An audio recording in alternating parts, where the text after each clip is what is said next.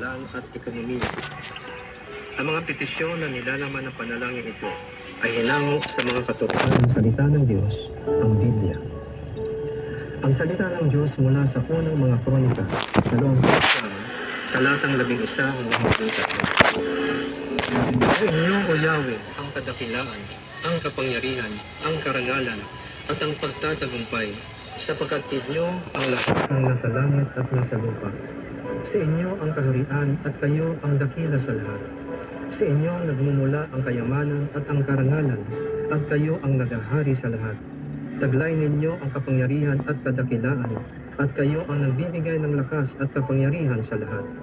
Pinapasalamatan namin kayo, O Diyos, at pinupuri ang iyong maluwalhating pangalan. Naway sabayan ninyo ako sa panalangin ito. Ikaw lamang, O Diyos, ang tanging pinagmumulan ng lahat ng tagumpay.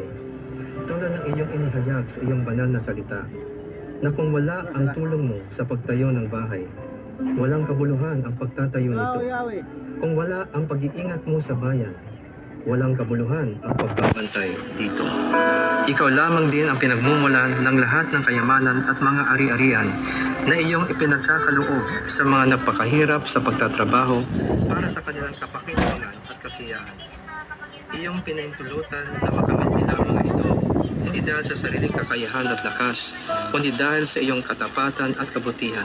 Ibinigay mo sa kanila ang kakayahang maging mayaman, upang sila ay maging mayaman din sa mabubuting gawa, maging mapagbigay at matulungin sa kapwa.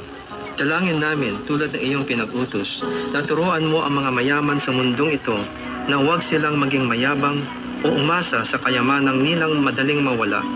Sa halip, turuan mo na umasa sila sa iyo na nagkakaloob sa kanila ng lahat ng bagay, na sila ay maging bukas palad sa kanilang kapwa, lalo na sa mga mahihirap, nang sa gayon sila ay makapag-ipon ng kayamanan sa langit na hindi mawawala at matamo nila ang tunay na buhay. Iyong ipakaloob sa puso ng aming mga mangangalakal ang habag at malasakit para sa mga manggagawa, at huwag silang pagkaitan ng nararapat na sahod at mga benepisyo, kundi maging makatarungan at makatao sila sa kanilang pagkikitungo at pagbayad sa pagpapagal ng mga naglilingkod sa kanila. Igawad nawa nila ang katampatang sweldo na walang antala o panlilinlang sa lahat ng panahon. Iwaksi mo sa kalooban ng mga mayayaman at may kapangyarihan ang lahat ng uri ng pang-aapi sa mga mahihirap at walang lakas, kundi ipagkaloob mo sa kanila ang kahabagan, kabutihan, katarungan, at tunay na malasakit sa kapwa. Alisin mo rin sa kanilang puso ang makapaninirang pag-ibig sa salapi at palitan mo ito ng tunay na pag-ibig sa kapwa. Palakasin mo, O Diyos, ang kalooban ng aming mga mangangalakal na ipinamumuhay ang katuwiran at katarungan, kakumbabaan at malasakit sa kapwa. Palakasin mo, O Diyos, ang kalooban ng aming mga mangangalakal na ipinamumuhay ang katuwiran at katarungan, kakumbabaan at pagmamalasakit sa kapwa. Igawad mo sa kanila ang higit pang tagumpay at kasaganahan upang marami pa silang matulungan at mabigyan kinabuhayan. Protektahan mo rin sila sa mga masasamang loob at sa mga nagtanais na sila'y sirain o pagsamantalahan, at pagkalooban mo sila ng katarungan.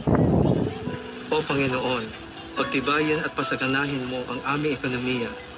Bigyan mo ng dunong, integridad, tagumpay, at katapatan ang mga nangangasiwa sa aming pamahalaan ng mga plano at programang pang-ekonomiya at infrastruktura.